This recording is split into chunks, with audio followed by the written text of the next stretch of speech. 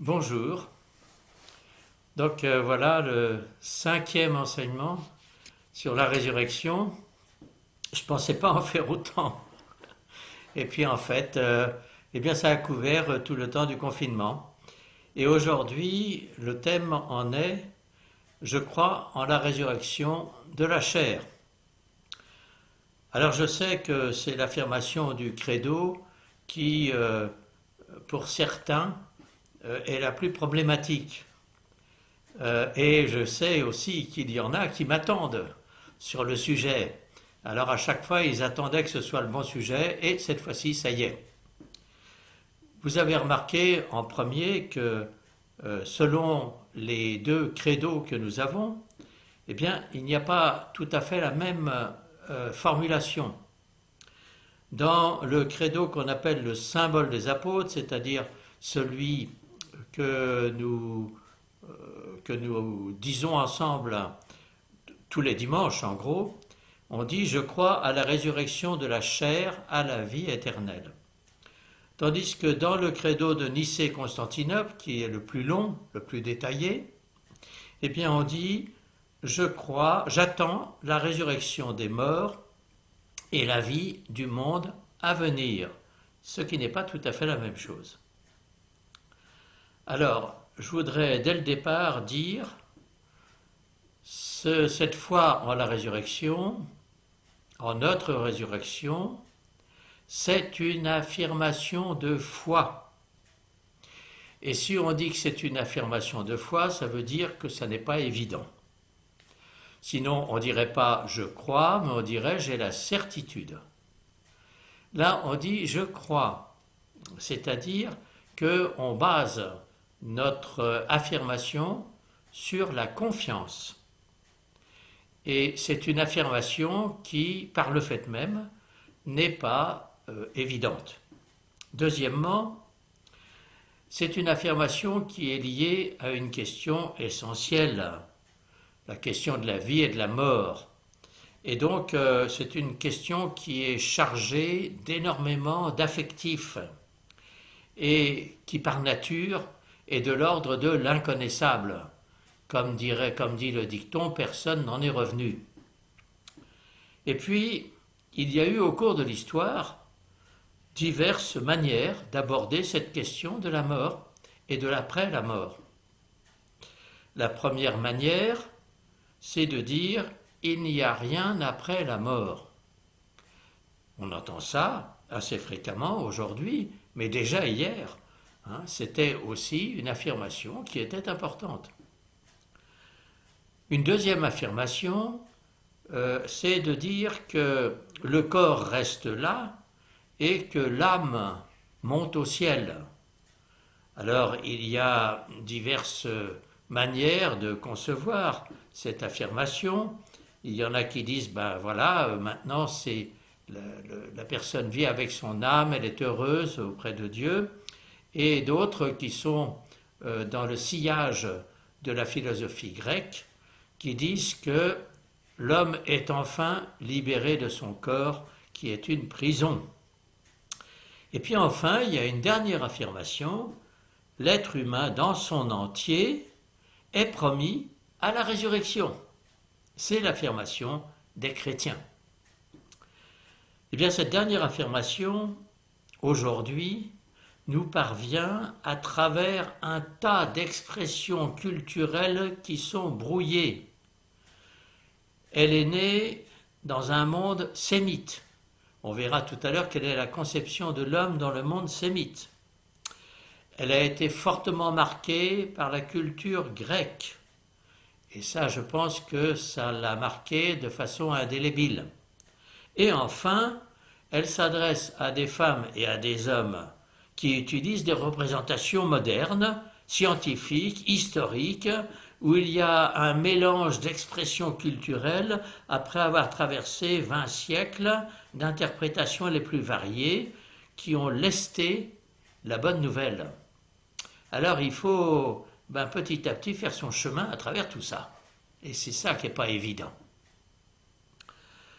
Alors regardons d'abord une première notion qu'est la notion de la chair dans la Bible. La condition charnelle de l'homme semble en fait aux yeux de certains une infériorité ou même un mal. Eh bien, il n'en est pas du tout ainsi dans la Bible. La chair est créée par Dieu. Et dans le livre de la Genèse, dans le récit de la création, le deuxième récit de la création, on parle de tous deux, en parlant d'Adam et Ève, qui ne feront qu'une seule chair. Ça n'était pas quelque chose de mauvais. La chair a été assumée par le Fils de Dieu. Et le Verbe s'est fait chair. Et si le Fils de Dieu l'a assumée, ça n'est pas simplement parce qu'elle était mauvaise et qu'il fallait racheter l'homme, mais c'est aussi parce que la chair était ce qui marquait l'homme pour une bonne part de lui-même. Et puis, enfin, la chair désigne la condition de créature, c'est-à-dire d'une certaine finitude. Ce qui est né de la chair est chair, nous dit l'Évangile, et ce qui est né de l'esprit est esprit. Et ce n'est qu'avec saint Paul que le sens du mot chair n'est plus unique. Il désigne la condition pécheresse de l'homme. Alors regardons de plus près cette condition charnelle de l'être humain. Dans la Bible, l'homme n'est compris que comme étant composé de deux éléments, une matière, la chair ou le corps, et une forme, l'âme ou l'esprit. En fait, ce qui le constitue, c'est une matière dans laquelle Dieu met son souffle. La chair, c'est donc cette matière animée par le souffle de Dieu. On ne parle pas de l'âme, on parle d'une matière qui est animée par le souffle de Dieu. Et donc, la chair est digne de notre admiration. Ézéchiel dira même que Dieu nous donnera un cœur de chair. Eh bien oui, c'est notre admiration, quelqu'un qui a un cœur de chair dans Ézéchiel, chapitre 36, verset 26. La chair désigne donc l'homme dans sa totalité. On parle de toute chair pour désigner la création animée tout entière, pour désigner l'humanité. On dit toute chair. Cela peut indiquer aussi le fond de la personne. Adam, quand il voit Ève, dit « Ah, c'est l'os de mes os et la chair de ma chair », c'est-à-dire c'est cette conscience d'une communion profonde. Désigner l'homme par le mot « chair », c'est aussi manifester sa condition terrestre, son origine terrestre. Hormis Dieu, tout est chair. Pour dire que Dieu a pris la condition terrestre, on dit que, comme on l'a dit tout à l'heure, le Verbe s'est fait chair. Ça dit aussi la finitude de l'homme et quelquefois son impuissance. Comme Isaïe dit, toute chair est comme l'herbe des champs. Elle vit un jour et le lendemain elle flétrit. Ou bien dans Saint Jean, qui est né de la chair est chair et ce qui est né de l'esprit est esprit. En tant que créature, l'homme est faible par lui-même à entrer dans le royaume de Dieu. Et comme dit aussi Saint Jean, c'est l'esprit qui vivifie, la chair ne sert de rien. Alors la chair, à partir de saint Paul, va aussi signifier le pécheur devant Dieu. Quand on emploie le mot chair, saint Paul veut parler d'un comportement humain, et ce comportement humain, il le signifiera de façon très parlante dans l'Épître aux Romains, chapitre 7, verset 19, par ces quelques mots. Je sais qu'en ma chair le bien n'habite pas, car le bien que je veux, je ne le fais pas, et le mal que je ne veux pas, c'est cela que je fais. Oui, dans la Bible, on n'accuse pas la chair, en fait, qui serait mauvaise par nature, mais on accuse la volonté de l'homme qui rend la chair pécheresse. C'est différent. C'est donc quelque chose de très différent de la visée grecque. Or, la croyance en la survie de l'âme après la mort est directement issue de la visée grecque. Il s'agit de toute autre chose que la résurrection. C'est une croyance en l'immortalité de l'âme. Elle semble donc tricher avec la mort. Je meurs, mais pas complètement. C'est ce que pensent beaucoup de croyants aujourd'hui. En fait, pour nous, chrétiens, la mort humaine est la fin totale de la condition humaine historique, la condition humaine de maintenant, la condition humaine dans l'histoire. La résurrection n'est pas la survie d'une âme enfin libérée du corps, comme le pensent les Grecs, mais elle est l'entrée par-delà la mort dans la plénitude de notre vie en Dieu. C'est-à-dire que Dieu, lui, s'il ressuscite et s'il prend l'homme dans sa plénitude, ça n'est pas une partie de l'homme, son âme, c'est l'homme dans son entier. Alors maintenant que nous avons précisé ces mots chair, nous allons entrer plus avant dans l'étude de la Bible. Eh bien, nous voilà maintenant à pied d'œuvre et nous allons regarder l'Écriture.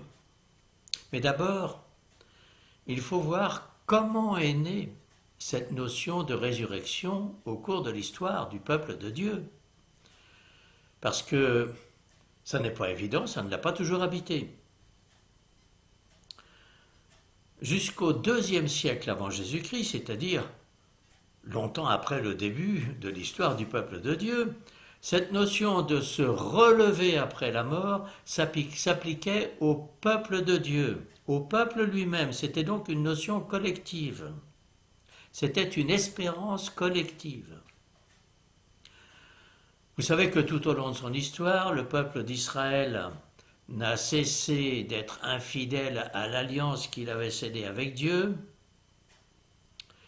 et ainsi, eh bien, il perdait son âme, c'est-à-dire qu'il perdait sa raison d'être, son dynamisme profond, et qu'il mourait à petit feu, jusqu'à un moment où non seulement il mourait à petit feu, mais où il est mort complètement. Ce peuple a été dispersé, Jérusalem a été détruite, il a été anéanti et emmené en exil à Babylone pour vivre l'esclavage. Son espérance était morte. Il n'avait plus de temple, il n'avait plus de pays, il n'avait plus de roi, il n'y avait plus rien. Oui, mais voilà. Au bord des fleuves de Babylone, il prend conscience que son Dieu est toujours là. Et voilà qu'il y a eu des prophètes, Isaïe, Jérémie, Ézéchiel, pour ne citer que les plus connus, pour leur annoncer que Dieu allait les relever. Un fameux passage d'Ézéchiel l'exprime de façon très imagée. C'est le passage des ossements desséchés. Je ne sais pas si vous connaissez ce passage d'Ézéchiel. Ce passage des ossements desséchés, c'est une vision qu'a eu le prophète et Dieu l'emmène dans une vallée. Et dans cette vallée, il voit partout par terre des ossements secs, desséchés et qui sont disséminés partout. Et il dit au prophète, dis donc, est-ce que ces ossements vont revivre? Ah, il dit, Seigneur, moi je sais pas, toi seul le sais. Eh bien, il dit, vas-y, prophétise sur ces ossements, et dis-leur, vous, ces ossements, retrouvez la vie, et que l'Esprit de Dieu revienne en vous. Alors il se met à prophétiser une fois, mais les ossements avaient repris la vie, mais encore en même temps, il n'y avait pas d'âme en eux. Alors bon, il dit, allez, reprophétise. Une deuxième fois, il reprophétise, et voilà que l'Esprit de Dieu vient habiter ces ossements. Et ce passage se termine à travers ces quelques mots. Ainsi parle le Seigneur Dieu. Je vais ouvrir vos tombeaux, je vous ferai remonter de vos tombeaux, ô mon peuple. Je vous ramènerai sur le sol d'Israël. Vous connaîtrez que je suis le Seigneur quand j'ouvrirai vos tombeaux et que je vous ferai remonter de vos tombeaux. Je mettrai mon souffle en vous pour que vous viviez. Je vous établirai sur votre sol, alors vous connaîtrez que c'est moi le Seigneur qui parle et qui fait. Oracle du Seigneur. Eh bien, cette parabole, cette vision des ossements desséchés, dit bien cette certitude qu'au fond Dieu accompagne son peuple et que même s'il passe par la mort, eh bien Dieu va le relever. Et ainsi Dieu ressuscite son peuple, comme dans cette vision, et il ramène à la vie des ossements, même secs. Ce n'est qu'au IIe siècle avant Jésus qu'on trouve une trace d'une foi en une résurrection personnelle, en une résurrection individuelle. Alors, la Judée était occupée par Alexandre le Grand. L'occupant grec voulait soumettre le peuple juif en lui imposant sa religion et ses rites. Alors on a mis une statue de Zeus dans le temple de Jérusalem et on a forcé les Juifs à manger du porc. Alors il y eut une forte résistance. Et le deuxième livre des martyrs d'Israël, qui est aussi appelé le livre des Maccabées, nous relate le martyre d'une famille nombreuse. C'est une famille où il y a 7 enfants. Et cette famille refuse de se soumettre et de manger du porc. Alors après la mort affreuse du premier frère, eh bien on fait venir le second. Et le second refuse aussi de manger ce porc. Et au moment de mourir, après avoir été torturé de 1000 façons, voilà qu'il dit à celui qui voulait le soumettre, « Scélérat que tu nous exclus de la vie présente, mais le roi du monde, parce que nous serons morts pour ses lois, nous ressuscitera pour une vie éternelle. » Alors ça, c'est nouveau. Et c'est ainsi que dans le peuple d'Israël, eh bien, on se divisa en 2 camps. Le camp de ceux qui croyaient à la résurrection et le camp de ceux qui n'y croyaient pas. Alors d'un côté, il y avait les pharisiens qui croyaient à la résurrection et de l'autre côté, il y avait les sadducéens qui n'y croyaient pas. Et voilà que Jésus, lui, s'est retrouvé du côté de la foi des martyrs d'Israël et donc du côté de la foi des pharisiens. Et vous connaissez certainement dans l'Évangile cet épisode fameux où des Sadducéens questionnent Jésus sur cette question pour le ridiculiser. C'est dans Saint Matthieu, chapitre 22, versets 23 à 33. Et voilà qu'ils lui disent, il y avait 7 frères et une personne qui avait épousé l'aîné. Le premier, qui était marié, mourut. Et comme il n'avait pas de descendance, il laissa sa femme à son frère, ce qui était requis d'ailleurs par la loi. De même le deuxième, de même le troisième, ainsi jusqu'au 7e. Et finalement, après eux tous, Eh bien, la femme mourut elle aussi. Eh bien, à la résurrection duquel des 7 sera-t-elle la femme, puisque tous l'ont eue pour femme? Il pensait ridiculiser Jésus devant tout le monde avec cette foi en la résurrection, mais Jésus leur a répondu ceci: vous êtes dans l'erreur, parce que vous ne connaissez ni les Écritures, ni la puissance de Dieu. C'est là-dessus qu'il se repose. À la résurrection, en effet, on ne prend ni femme ni mari, mais on est comme des anges dans le ciel. Alors quand on parle des anges, ce n'est pas des êtres asexués, ce sont des êtres remplis de la louange de Dieu. Et pour ce qui est de la résurrection des morts, n'avez-vous pas lu la parole que Dieu vous a dite? Je suis le Dieu d'Abraham, je suis le Dieu d'Isaac et le Dieu de Jacob. Il n'est pas le Dieu des morts, mais le Dieu des vivants. Et les Sadducéens sont partis péteux. Alors, le grand texte sur la question de la résurrection des morts dans le Nouveau Testament est celui de la première lettre de saint Paul aux Corinthiens, chapitre 15. Alors pourquoi saint Paul a-t-il écrit ce texte si détaillé et qui ressemble à un véritable plaidoyer? Eh bien, c'est pour une raison très simple. C'est que Corinthe était une ville grecque. Elle était imbibée de la culture grecque pour laquelle le corps, nous l'avons dit, est une enveloppe qui retient l'âme prisonnière. Il était donc nocif et il fallait s'en libérer. Et donc parler de résurrection des corps était une aberration. Paul en fera d'ailleurs l'expérience à Athènes, où il est allé prêcher, il est allé annoncer la bonne nouvelle, et quand il a commencé à parler de résurrection, les gens se sont mis à rigoler, ils sont tous partis et ils lui ont dit « on t'écoutera là-dessus une autre fois ».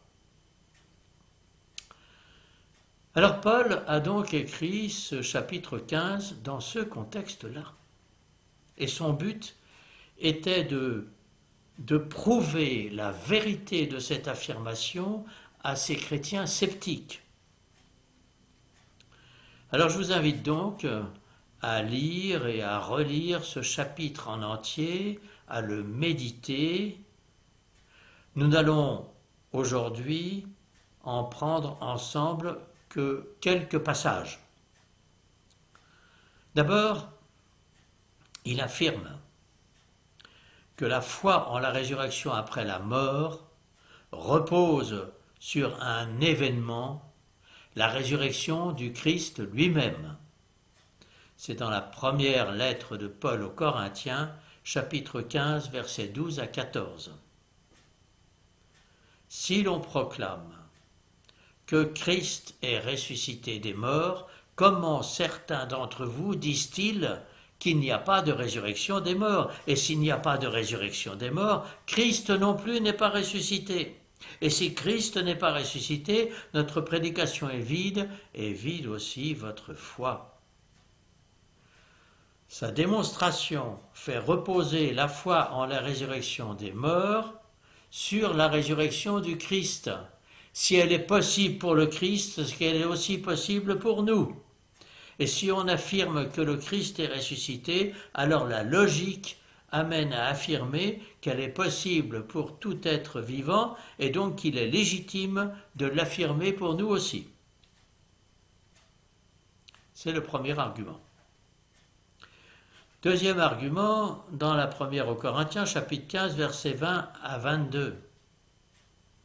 Et il dit ceci: Christ est ressuscité des morts, prémisse de ceux qui sont morts. En effet, puisque la mort est venue par un homme, c'est par un homme aussi que vient la résurrection des morts.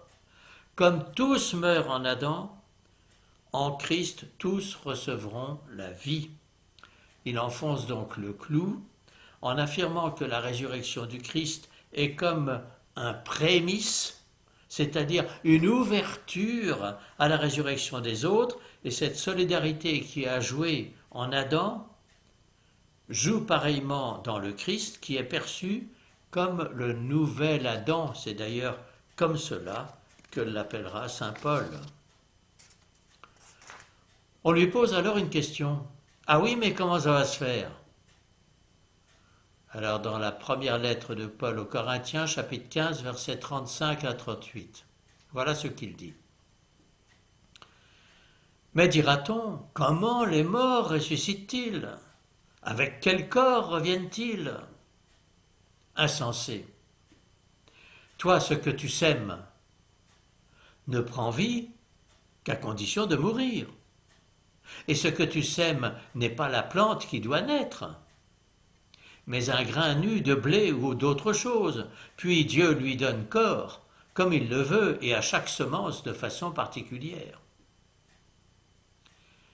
Voilà que Paul parle avec les connaissances biologiques de son temps, et qu'il prend la comparaison de l'épi de blé qui naît du grain de blé, qui est tombé en terre et qui est mort pour que germe la plante et que vienne l'épi. Et il semble dire, regarde, le grain de blé et mets-le à côté de l'épi. Ils ne se ressemblent pas, et pourtant l'un vient de l'autre, ainsi en est-il de notre propre résurrection.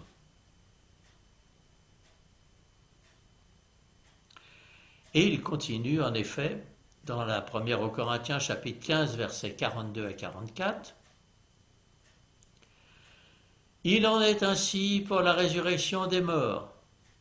Semé corruptible, on ressuscite incorruptible. Semé méprisable, on ressuscite dans la gloire. Semé dans la faiblesse, on ressuscite plein de force. Semé corps animal, on ressuscite corps spirituel. S'il y a un corps animal, il y a aussi un corps spirituel. Il en arrive donc à parler d'un corps spirituel. C'est une contradiction dans les termes. Mais pour lui, cela ne veut pas dire corps immatériel, mais cela veut dire corps totalement habité et transformé par l'esprit. Cela veut dire corps libéré de l'espace et du temps. Cela veut dire corps qui devient un merveilleux instrument de communion. Et pour en arriver là,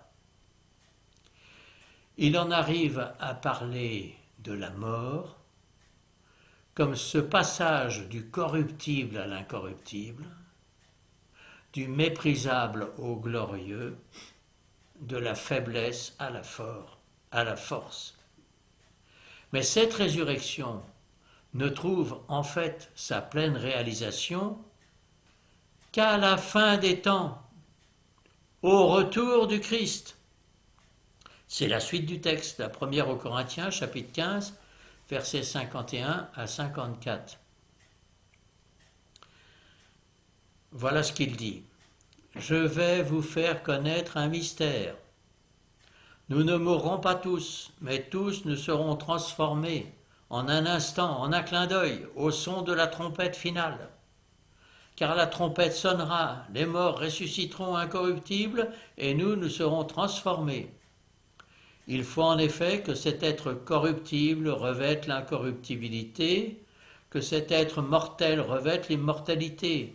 Quand donc cet être corruptible aura revêtu l'incorruptibilité, et que cet être mortel aura revêtu l'immortalité, alors se réalisera la parole de l'Écriture, la mort a été engloutie dans la victoire.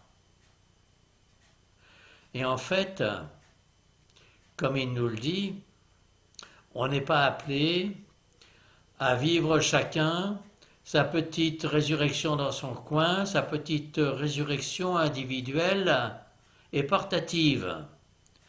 Le salut est pour tous, et tous nous n'en recevrons la plénitude qu'ensemble. Que se passe-t-il entre les deux?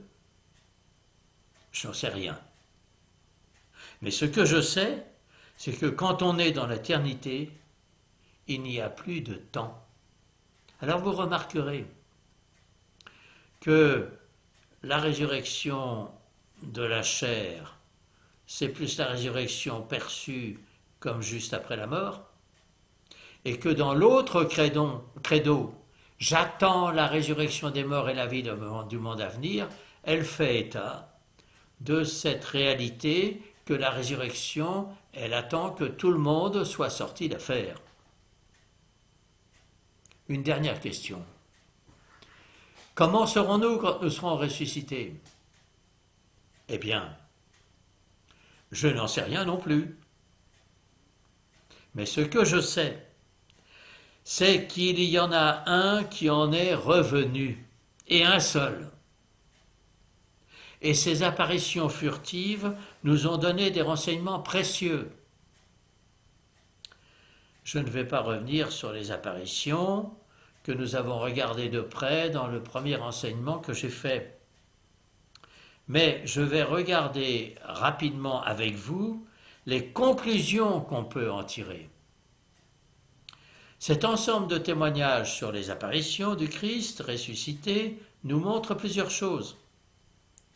La première chose, c'est que le Christ ressuscité a bien un corps. Il mange. On peut le toucher. La deuxième, c'est que son corps n'est pas tout autre, c'est pas un corps nouveau. Il n'est pas autre que son corps précédent. Il a d'ailleurs les marques de la passion, c'est-à-dire qu'il y a une continuité. La troisième chose, c'est que son corps est transformé. Ils ne le reconnaissent pas physiquement. Il entre dans les lieux clos, donc son corps est transformé. C'est ce que saint Paul pourrait appeler le corps spirituel, disons. La chose suivante, c'est qu'on ne peut plus être avec lui comme auparavant. On ne peut pas le retenir. Et la dernière chose, c'est que des signes donnent la certitude absolue que c'est bien lui. Alors ce regard sur ce qu'a été Jésus après sa résurrection nous éclaire sur ce qu'est la résurrection des morts. Ils ont un corps. Ils ont un corps qui n'est pas sans lien avec le corps précédent au cours de sa vie terrestre, mais qui est transformé, on pourrait dire qui est spiritualisé, mais qui est bien nous, dans notre être tout entier, et non simplement dans cette pointe spirituelle que serait notre âme. En conclusion, nous pouvons, si nous faisons confiance à l'Écriture, affirmer avec certitude la résurrection de la chair, à condition de donner au mot chair un autre sens que celui de la viande. La chair, c'est notre être tout entier. Depuis que nous vivons, nous sommes cet être tout entier en devenir, qui n'a jamais pu exister autrement que par un corps. Sans corps, nous ne sommes pas. On a même l'habitude de dire que nous sommes notre corps. Pourquoi, au moment de la mort, ne serions-nous plus qu'une âme?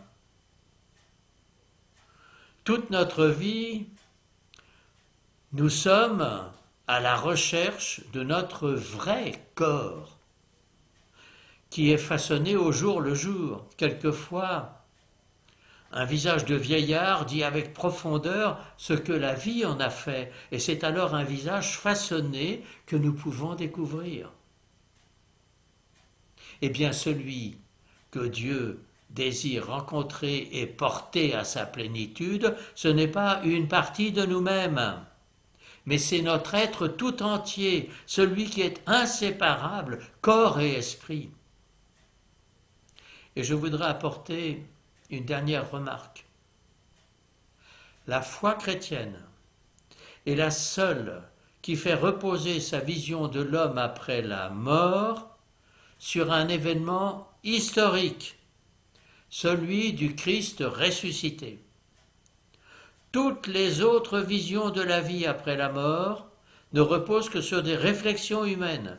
Pour moi, cela a une très grande importance, car sur ce sujet-là, on ne peut que penser à moins que des éléments objectifs nous guident. Les témoignages sur le Christ ressuscité sont ces éléments qui donnent du poids à la réflexion chrétienne. Mais en fin de compte, ce que nous serons de l'autre côté,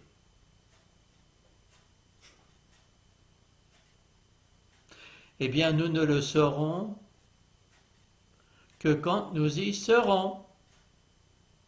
Amen. Voilà, c'est la fin des enseignements sur la résurrection. Je vous remercie beaucoup de m'avoir fait autant travailler, parce que ça m'a permis de bien préciser un certain nombre de choses.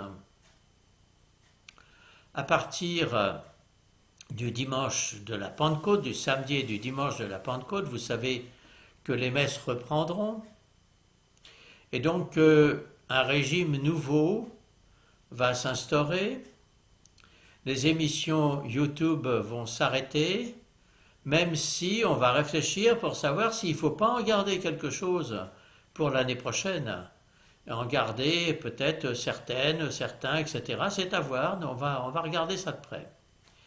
Je parle du samedi et du dimanche de la Pentecôte, parce que vous savez que dans l'église on ne pourra pas être plus de 100. Et donc nous avons divisé en 2 chevries, Chevry-Belleville. Tous ceux qui habitent sur des allées qui sont autour de Baudreville, de la rocade de Baudreville, iront à la messe, si possible, le samedi soir à 18h. Et tous ceux qui habitent autour de la rocade de Frileuse ou bien à Belleville iront à la messe, si possible, le dimanche matin à 11h15. Alors bon rendez-vous pour la messe de la Pentecôte. Mais cette semaine, les YouTube continuent. Ce soir, vous avez eu donc le YouTube sur l'enseignement. Demain, vous aurez la prière du jeudi. Et vendredi, vous aurez la messe, mais elle sera célébrée dans l'église. Et s'il y en a qui veulent y participer, ils pourront y participer à une condition qui est de tenir les conditions nécessaires dans ce confinement et déconfinement. On vous les dira quand vous rentrerez. Eh bien, je vous souhaite une très belle soirée. Au revoir.